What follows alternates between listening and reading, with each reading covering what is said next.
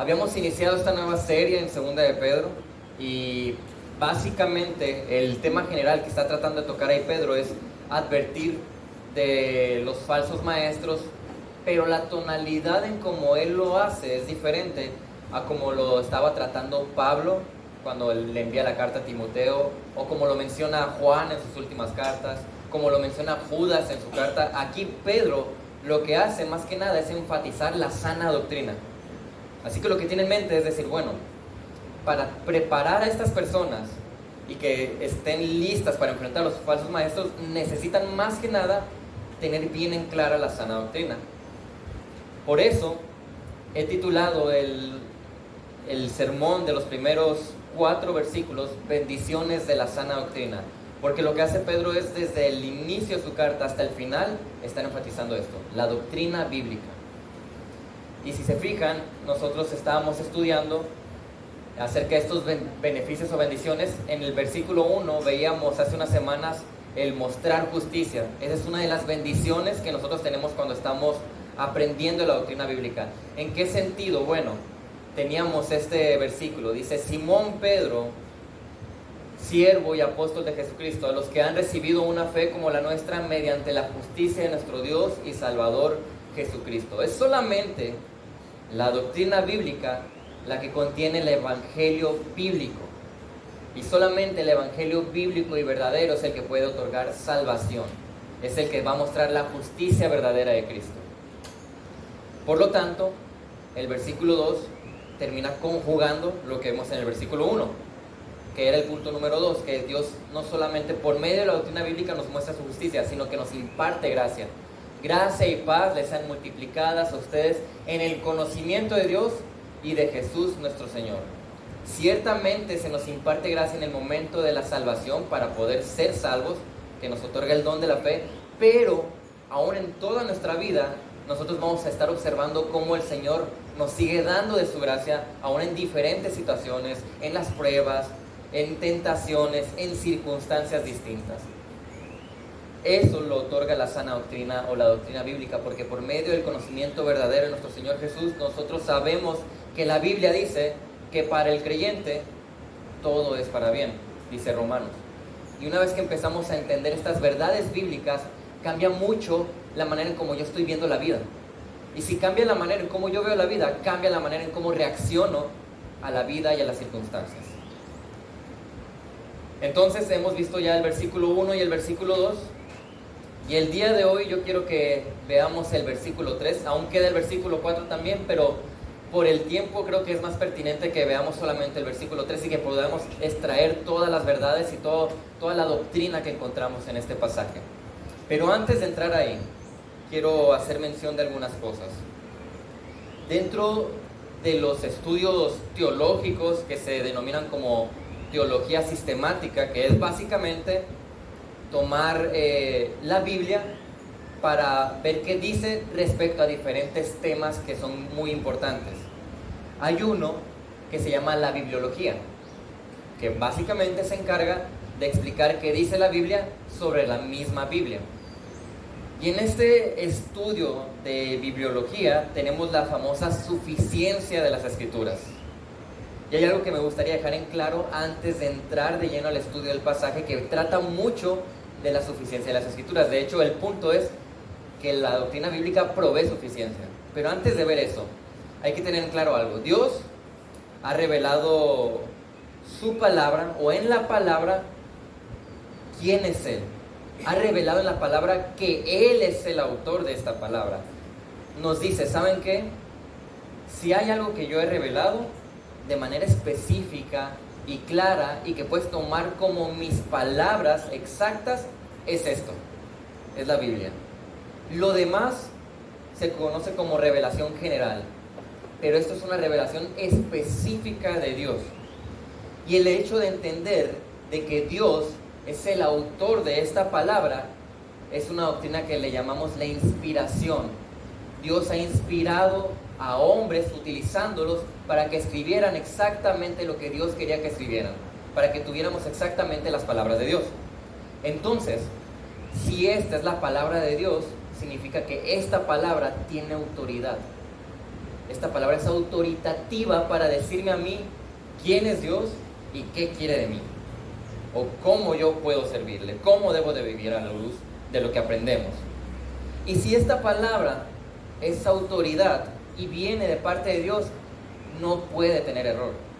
Si la Biblia tuviese un error, entonces deja de ser inspiración divina, o vendríamos a tener un Dios que se equivoca, lo cual contradice la esencia o la definición de lo que es un Dios, el Dios verdadero.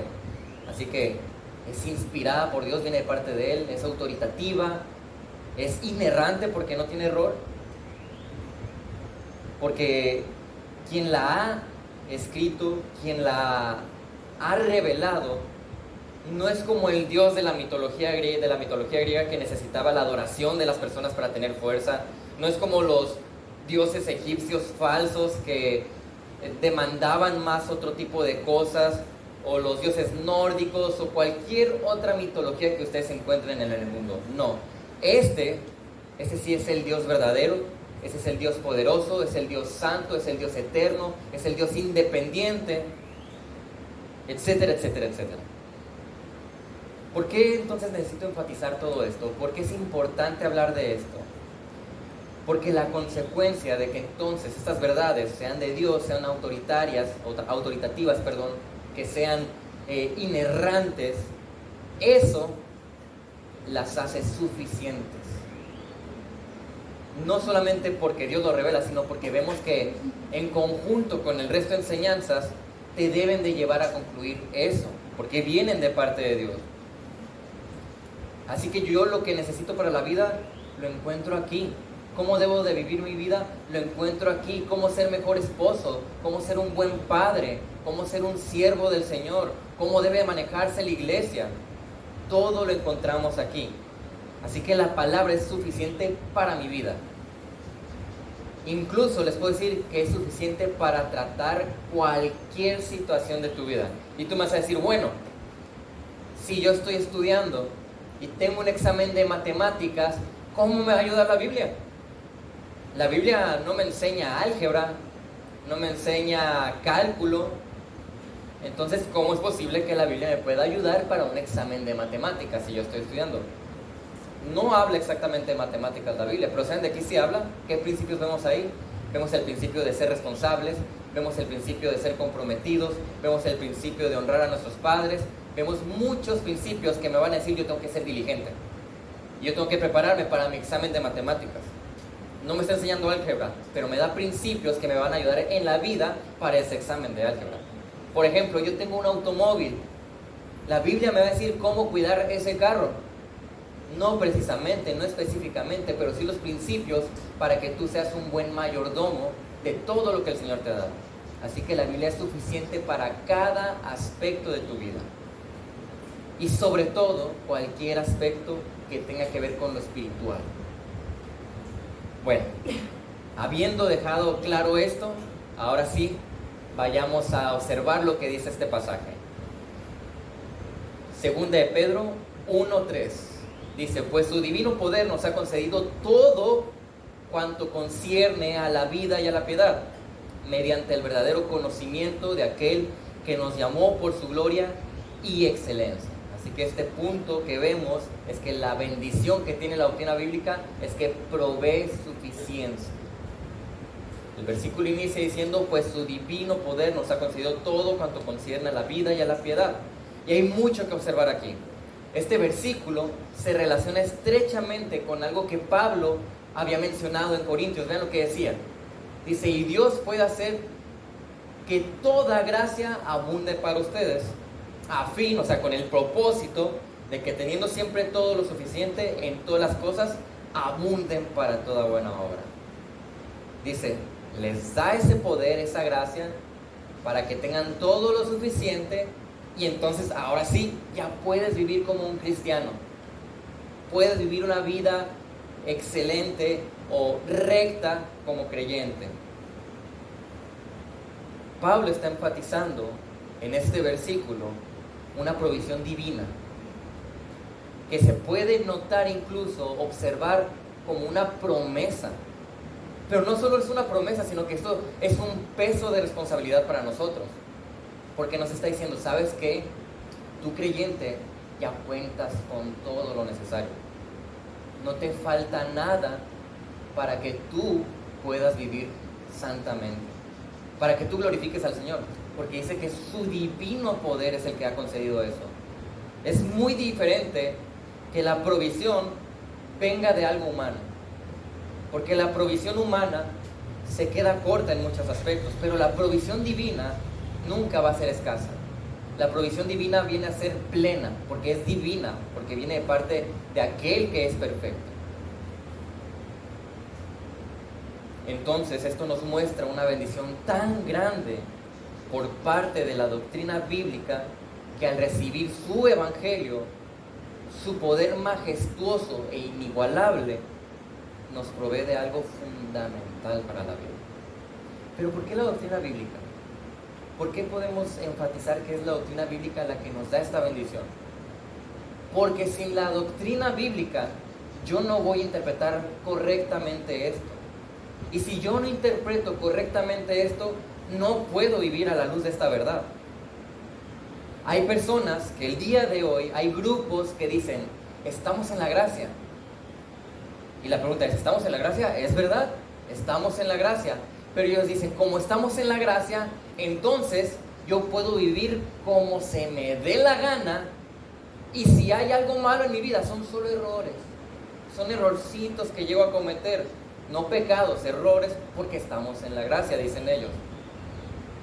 Pero no, la Biblia no dice eso. Dice, estás en la gracia y el resultado de que estés en la gracia es que vas a vivir rectamente. No que vas a vivir como tú quieras.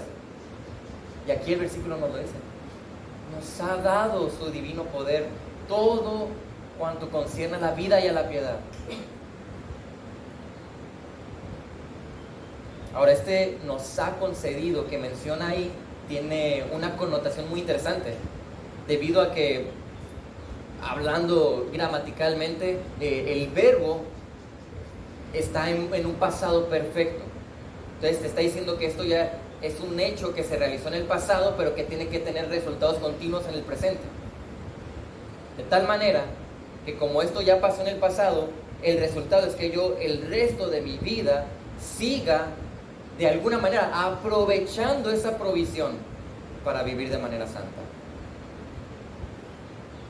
Así que Dios nos ha concedido su divino poder, el cual nos permite cumplir los propósitos de Dios en nuestras vidas. Pero este versículo es tan lleno de verdades importantes, porque dice, su divino poder nos ha concedido algunas cosas para que tú puedas vivir santamente. Nos ha concedido ciertas herramientas. No, dice, nos ha concedido todo. No deja lugar a dudas. Dice, te lo dio todo. Plenitud, no te falta nada. No necesitas nada más, no tienes que acudir a otro lugar, porque aquí ya lo tienes todo. Básicamente los cristianos han recibido todo en forma de poder divino que es necesario para una vida en santificación, sin algún tipo de excusa o problema que nos haga pensar que no ha sido una provisión absoluta. Por eso les digo, es una promesa hermosa, porque el creyente sabe que ahora, independientemente de la situación, puede acudir a la palabra y va a encontrar consuelo, va a encontrar confort, va a encontrar corrección, diferentes maneras en las que Dios nos está hablando, pero lo encuentras todo. Es una promesa y una bendición, pero también es un peso de responsabilidad. Está diciendo, bueno, tú creyente, no tienes pretexto entonces. Ya no hay excusa para el pecado. Que ciertamente tenemos hábitos pecaminosos y vamos a estar luchando con el pecado, claro que sí. Pero nos dice, ya no hay excusa, tú puedes. ¿Por qué? No por tus fuerzas, sino porque Él ya te lo dio todo. Todo cuanto concierne a la vida y a la piedad. Entonces el creyente tiene todos los recursos espirituales que necesita para tener una vida en dirección a Cristo. No hay excusa para no santificarnos. No podemos decir que somos incapaces de vivir una vida que agrade a Dios, porque justamente nos dice que ya nos ha otorgado lo necesario. Ahora, ¿qué nos ha otorgado Dios? ¿Qué es eso que nos ha dado que hace que sea suficiente para vivir esta vida recta? Bueno, Él nos ha dado su Espíritu Santo. Una vez que tú eres creyente, el Espíritu Santo llega a morar en ti, y ahora este Espíritu Santo te ayuda, te capacita para que cada día seas más como Cristo. Y eso es lo que le va a dar la gloria a Dios. Que empieces a cambiar tu carácter, tus reacciones, tu manera de ser, tus deseos, tu manera de pensar, tu manera de sentir, tu manera de vivir. Y nos ha dado la doctrina bíblica, su palabra. Porque el Espíritu Santo ciertamente va a trabajar en tu vida, pero no va a trabajar si nosotros no estamos utilizando la palabra del Señor.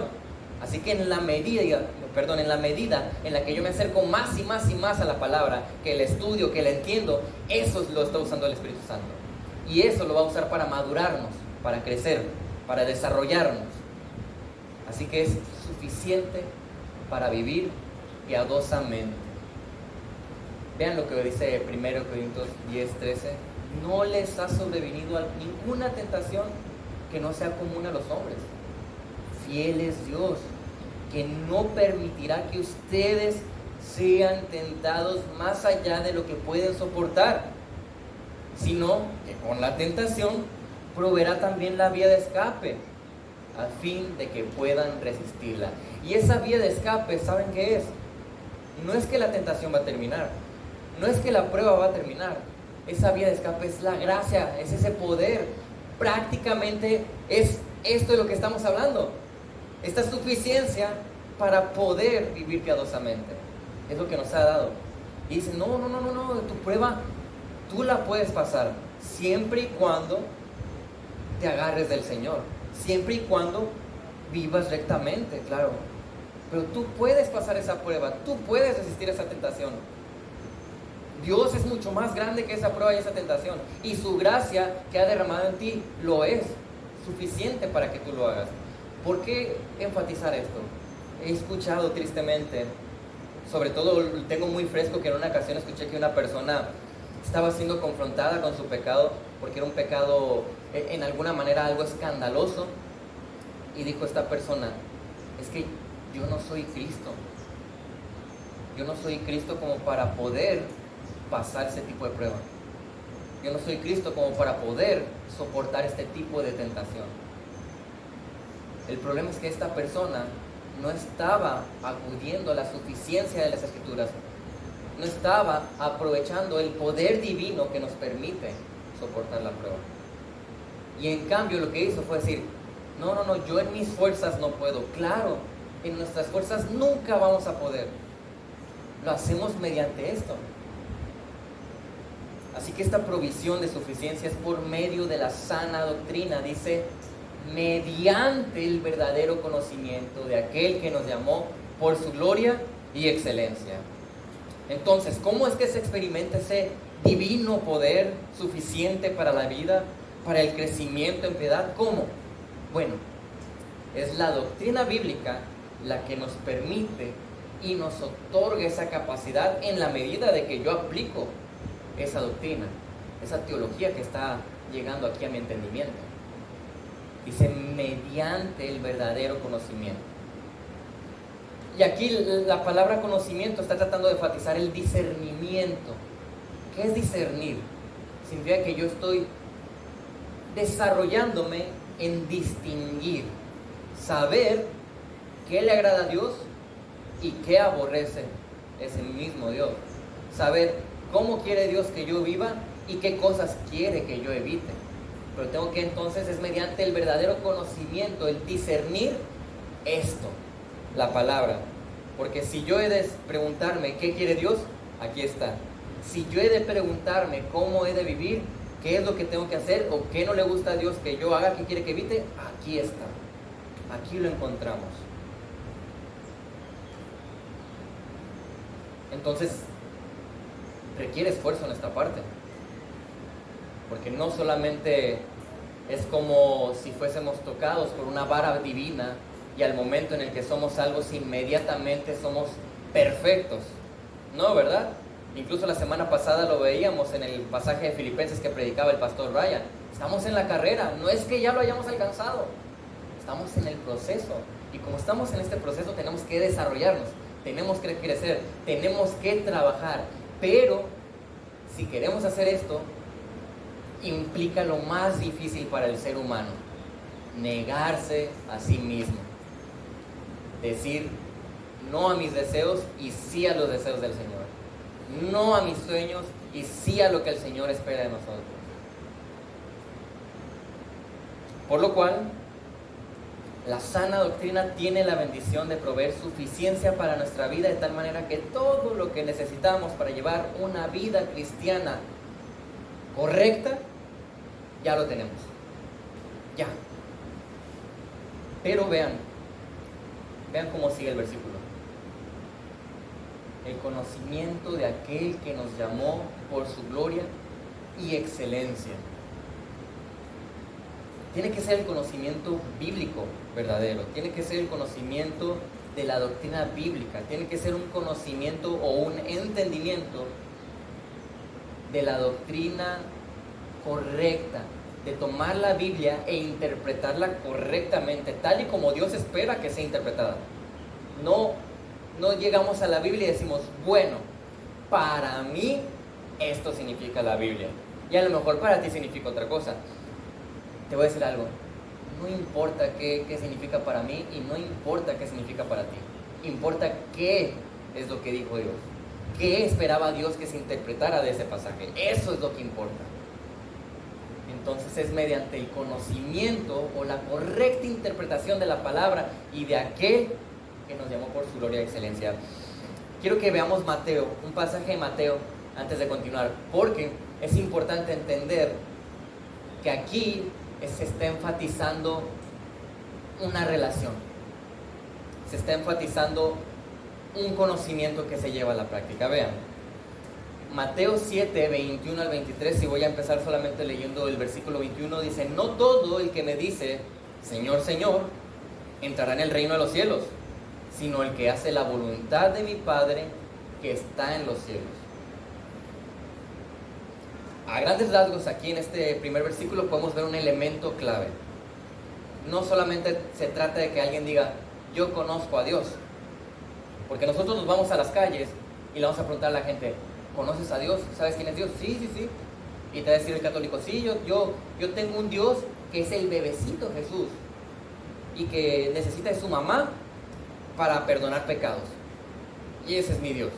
Y luego vas a llegar con otra persona, a lo mejor un apostólico, y dice, sí, yo tengo un Dios que es diferente en algunas maneras al Jesús que se pinta ahí en la Biblia, pero sí tengo un Dios.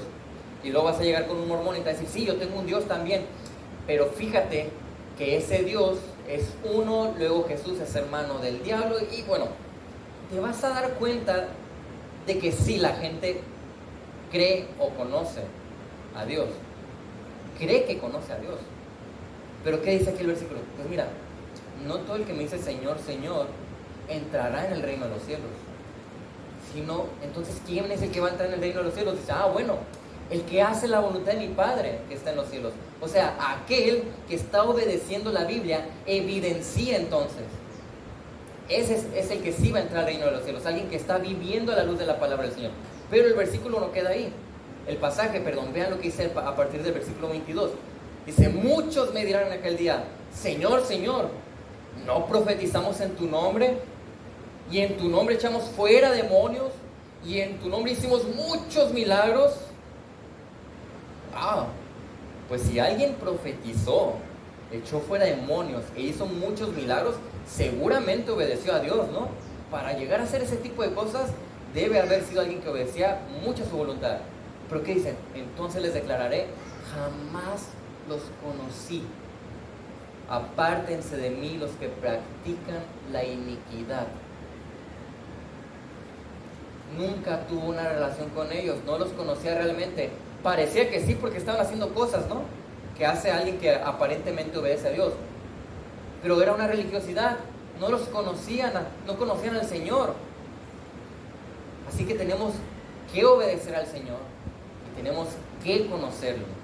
Desarrollamos una relación que me permite saber quién es Él y entonces empezar a obedecer sus mandatos. Y aquí quiero hacer como sacar la liebre del corral, hacer como un paréntesis, porque si ya estamos hablando de esto, es importante enfatizar el día de hoy que la iglesia está conformada por dos tipos de personas, por aquellos que son creyentes y aquellos que no lo son. Pero los que no lo son pueden ser otros dos tipos de personas.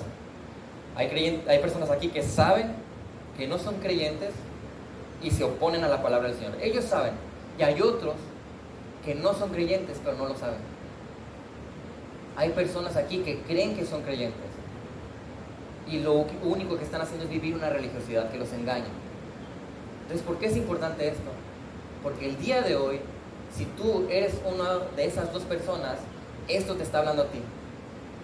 Te está diciendo, tienes que desarrollar una relación con el Señor. Tienes que obedecerlo. Tienes que acercarte al Evangelio para ver quién es el Dios verdadero que te muestra cuál es tu condición pecadora, que va directo al infierno y que te hace decir, lo necesito.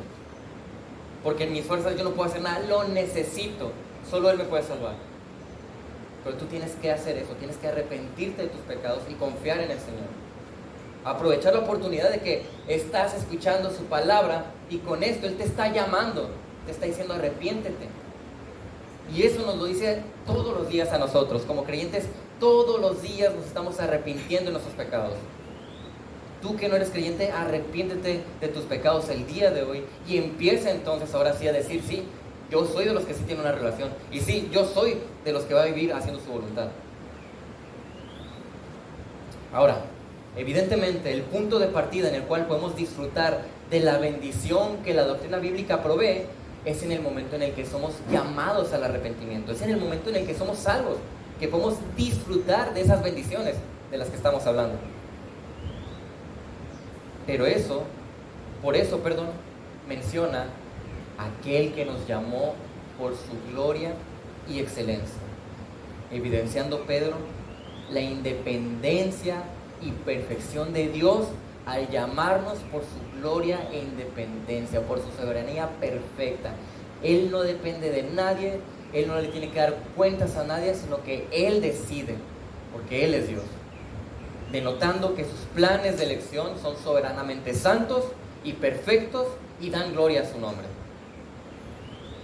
Esto debe hacernos pensar que esta suficiencia que provee la doctrina bíblica es verdad, es algo con lo que contamos. Y cuando se habla de la suficiencia de la palabra, evidentemente hablamos de que esto es dentro de los márgenes de la sana doctrina. Esta es la que nos otorga verdades bíblicas que nos permiten observar este aspecto. Entonces, lo que está haciendo aquí es decirnos, está completo. Yo ya no necesito en absoluto buscar en la psicología, buscar en la filosofía, buscar en la experiencia humana.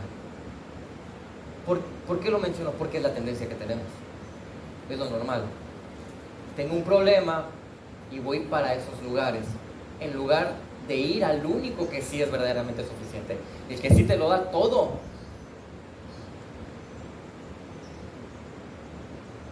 Dice la Biblia que es útil para convertir el alma, para hacer sabio al sencillo, para alegrar el corazón, para alumbrar los ojos. Vean lo que dice el Salmo. La ley del Señor es perfecta, que restaura el alma. El testimonio del Señor es seguro, que hace sabio al sencillo.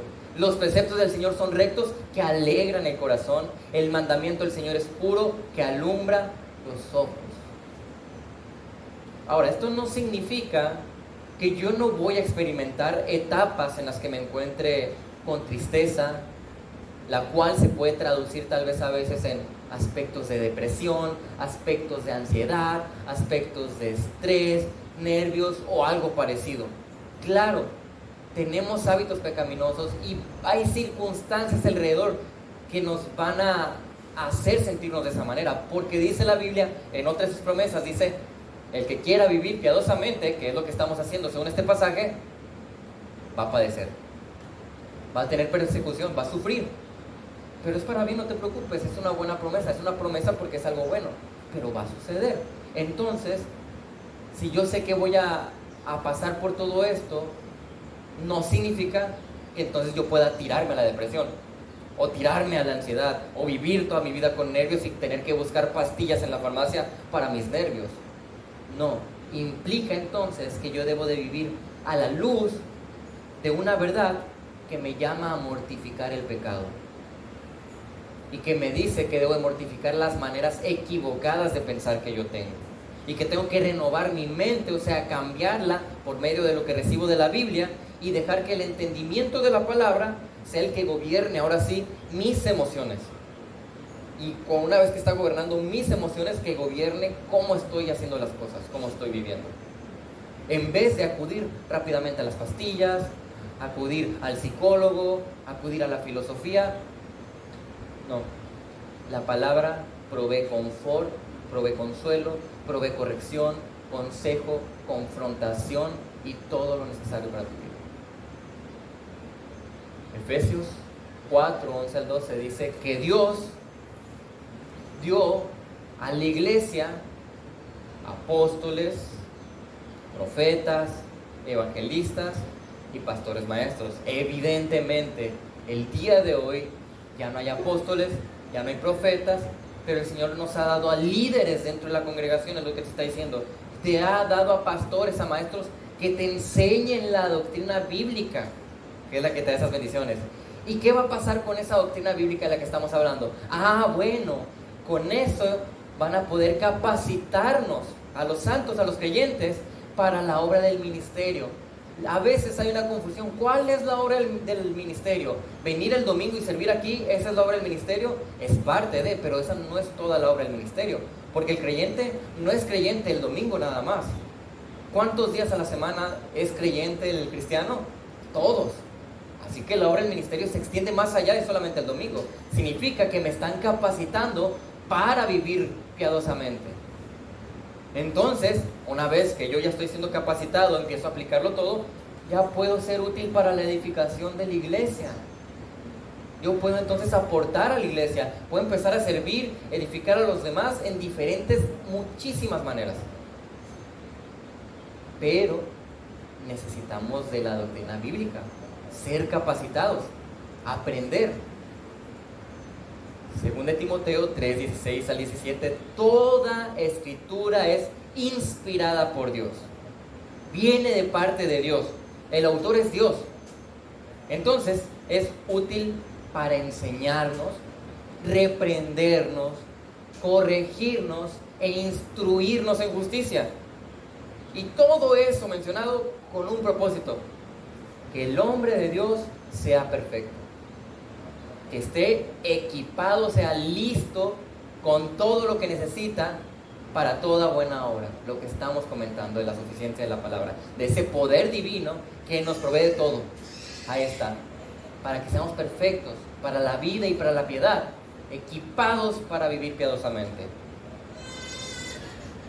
El día de hoy la iglesia enfrenta una guerra muy fuerte contra el sistema de este mundo. El sistema de este mundo, la influencia que tiene es tremenda. ¿Y por qué es tan tremenda su influencia? Porque estamos muy expuestos a esa influencia. Porque en nuestros trabajos tenemos aproximadamente 8 horas de estar expuestos a las filosofías de compañeros no creyentes. Porque nuestros hijos, los que van a escuelas seculares, están expuestos a lo mejor 4 o 5 horas al día exactamente a las mismas influencias. Porque cuando nosotros entramos a ver series de Netflix o cualquier otra plataforma, lo que estamos recibiendo en la mayoría de las ocasiones es esa misma influencia. Cuando yo estoy acudiendo a la televisión abierta, incluso a las noticias, es exactamente la misma influencia. El sistema del mundo, la filosofía del mundo. Así estamos tan expuestos a ello que la iglesia se ha visto muy afectada. Y uno de los problemas más grandes que está enfrentando es la psicología, como un peligro de influencia. Y este peligro es tan sutil que cuando estamos acudiendo a la psicología, básicamente decimos: ¿sabes qué, Dios? Lo que tú me dijiste no fue tan suficiente. lo que yo necesito es otra cosa en lugar de lo que tú me estás diciendo. El problema es que la psicología se ha introducido tan sutilmente que ahora se nos es más difícil detectarla. Por ejemplo, yo no necesito sentirme seguro de mí mismo con mi físico. Yo no necesito eso. Pero el día de hoy estamos pensando, necesito sentirme seguro con mi físico. Y tengo que estar seguro. El día de hoy se han creado tantas cosas, ¿no? Que si tienes sobrepeso, siéntete seguro con tu sobrepeso. Que si eres muy delgado, siéntete seguro con ser delgado. Y cómprate este tipo de ropa para que te sientas más seguro. O haz el gimnasio y métete este tipo de químicos para que te sientas más seguro contigo mismo, con tu físico. No, yo no necesito sentirme seguro conmigo mismo. Yo necesito cuidar el cuerpo que Dios me ha dado, eso sí. Pero no necesito sentirme seguro conmigo mismo. Yo estoy seguro en el Señor, no en mí mismo. Yo no necesito amarme más para poder amar correctamente a los demás, que eso te dice la psicología. No, la Biblia te dice, no te ames tanto, ya, niégate a ti mismo. Ama a tu prójimo como a ti mismo. Ama a tus hermanos así como Cristo los ha amado. Yo no necesito pastillas que traten con mi depresión, ansiedad o nervios. Yo necesito pastillas cuando me he enfermado físicamente. Claro, problemas físicos hay que tratarlos de manera física. Pero los que no son físicos, ¿cómo voy a estar acudiendo entonces a buscar pastillas? Es que no puedo dormir. Pues mejor me tomo unas pastillas para dormir. Bueno, pero ¿por qué no puedes dormir? ¿Qué está pasando? ¿Acaso hay una situación de pecado que no has tratado?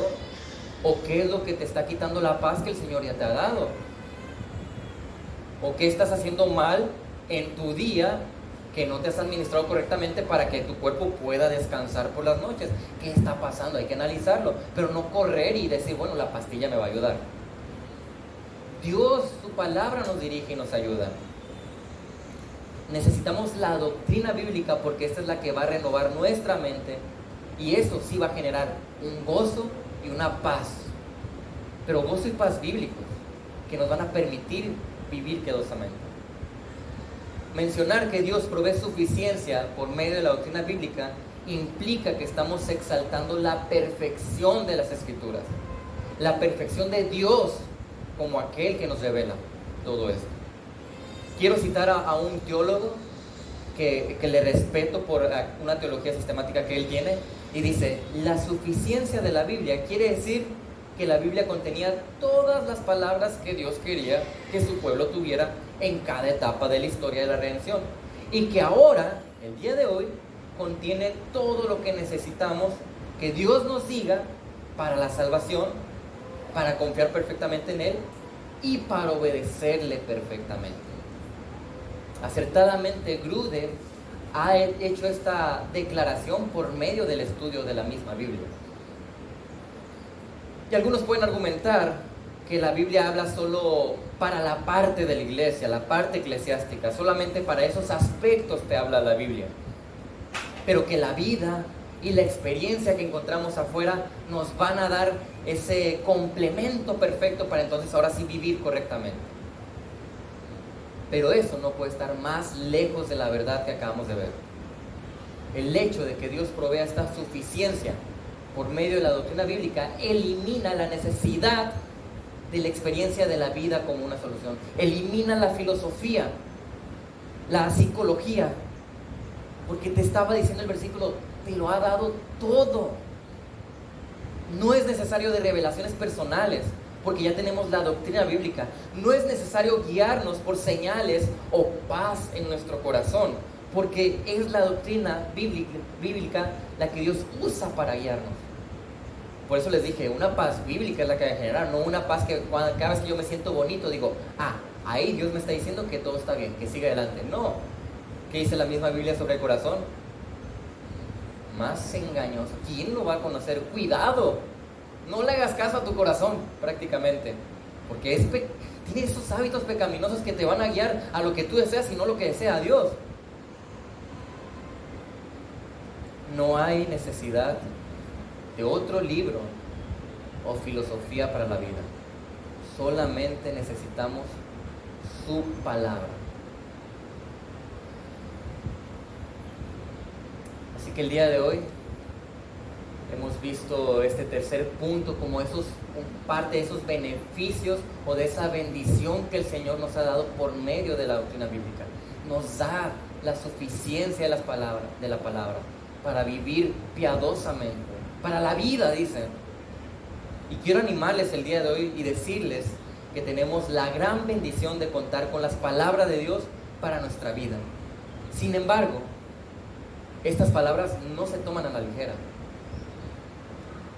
He conversado con diferentes personas y reconocen que ciertamente han pecado, que ciertamente necesitan cambiar aspectos de su vida, y está excelente. Tenemos que reconocer esas áreas para cambiarlas.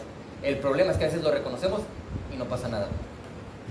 No estamos cambiando, no estamos aplicando, y eso es lo que vamos a ver justamente en el siguiente punto.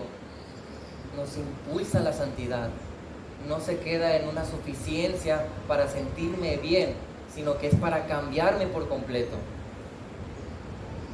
Por eso he hecho el énfasis de que es la doctrina bíblica la que nos provee esta suficiencia, porque no es simplemente leer la Biblia.